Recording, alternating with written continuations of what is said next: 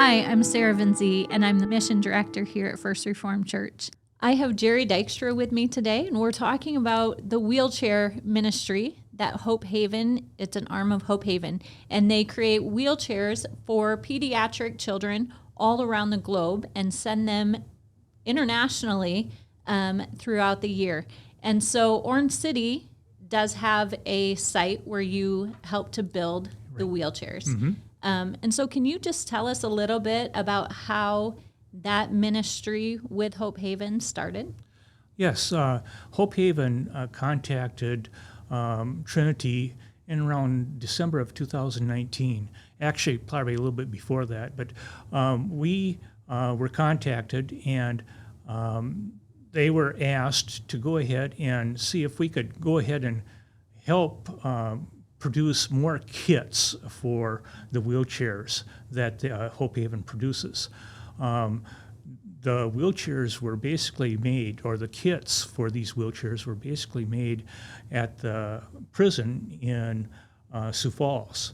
And they were experiencing such a high demand for these wheelchairs that they asked churches if they would go ahead and partner with Hope Haven to go ahead and help pick up the slack. So that's how we got started.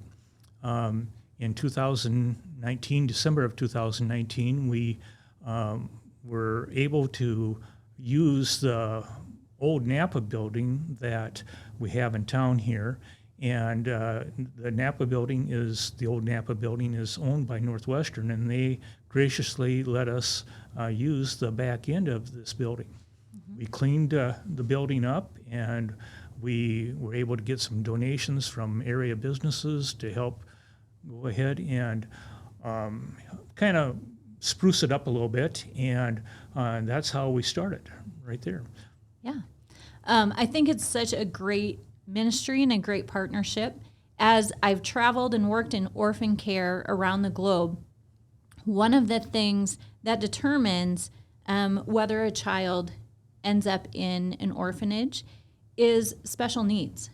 And when we can provide families with the tools from wheelchairs to therapy, oftentimes those kids don't end up in an orphanage and they're able to stay with their parents. Right.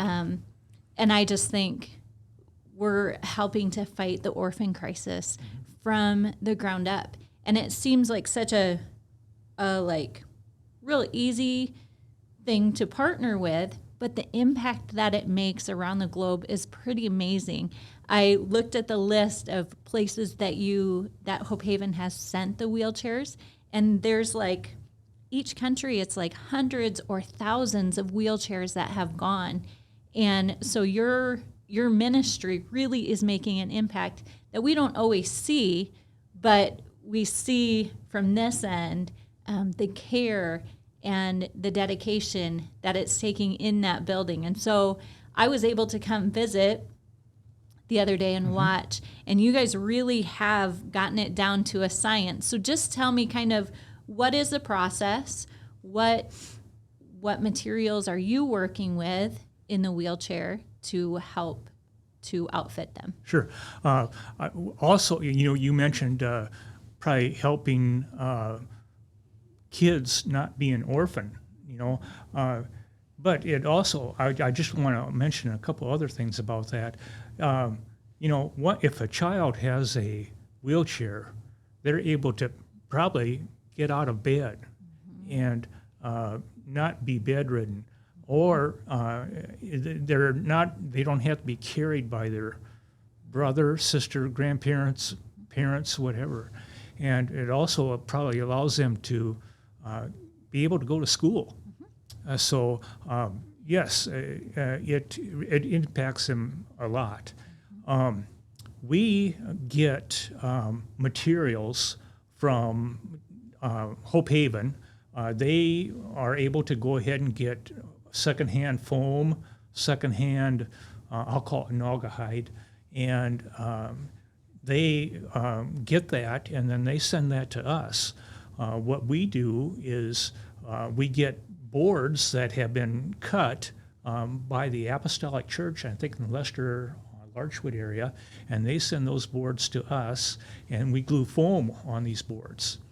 And once the foam has been glued on the boards, we're able to trim the foam off, the excess foam, and then go ahead and stuff these boards with foam into patterns that have been sold by us. Each chair takes about 11 different parts, and we have to sew the patterns, and we have to then once the patterns are sewed, we can go ahead and then stuff them. There's a lot of work involved, but it's not hard work at all. It, as you saw probably the other day when you were visiting, none of the jobs are real strenuous at all, and it just takes time and dedication to go ahead and produce a chair. Mm-hmm. Yeah, one of the things I was struck by is you kind of have like this little assembly line going, and every little station has very clear understanding of what I have to do at that station. And so it can feel overwhelming, like, oh, if I'm going to go volunteer, what if I don't have the skills? Can you talk about, like, what skill level do you have to have? What age would be appropriate? Well, okay, that's a good question, because we have people working there from all different ages. For example, earlier this spring and summer, I had a family of 4 that came, and they traced out the patterns on the Naugahyde. The children were young, and they were able to go ahead and help their parents cut the patterns out once they were traced. Mm-hmm. We have people that were living at the Pioneer Home, and they would cut the patterns out. Mm-hmm. We also had residents at the nursing home here in town go ahead and cut Velcro. And, you know, we can accept anybody. Anybody can do a job there. We have obviously a lot of retired people working there, and they do everything from tracing out patterns, cutting foam, sewing, and it's very interesting to see what people can do once we get started. Mm-hmm. Yeah. I think it was fun to walk through all of the steps and to see that maybe you have some time at home and you can't just leave your home, but you can cut out Velcro. You're right, correct. Or you were talking about the sewers and you were like, well, I've never sewn, but I learned how. Mm-hmm. And so you were able to use some of the machines and start to sew the different patterns that were coming through. Yes, we had somebody early this spring that was from the college, and she never sewed in her life. Mm-hmm. And I showed her how to sew, and in 10 minutes she was sewing, and it's not hard, and the skills can be learned very fast. My wife, for example, she has some allergies, and she works from home, and she turns patterns right side out. She cuts some patterns out sometimes, and we found that you don't have to necessarily be at the building in order to do a job. Yep. So right now you guys are working Tuesdays from 9 to noon and Wednesdays from 9 to noon. Correct. But the hope would be that you would have enough workers that you could have a few more days that you would be open. Yes. I would just love to see this ministry be available for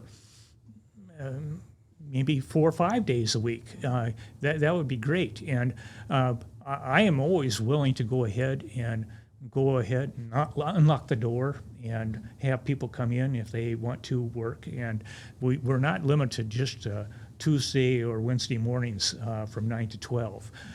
We can come in anytime and work. Yeah, and you talked about that the name, because the vision has gotten bigger and because the need has gotten bigger, you're changing the name to Orange City Area Wheelchair Ministry. Right. We have people from many different churches working at the wheelchair building, and you don't even have to belong to a church or anything, but it's a way for people to get involved, and we see that we would want to expand this not only to just one church organization, but to the whole area, the whole Orange City area. Mm-hmm.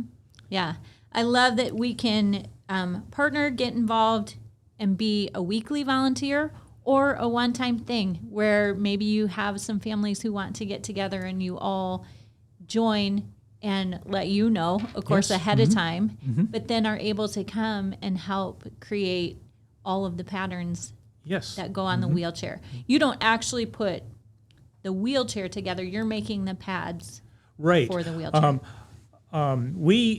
We make what we call a 14-inch chair. This chair was engineered by Dordt College years ago, and this chair is made to grow with the child. And so we go ahead and just make the kits. That's all we do here in Orange City.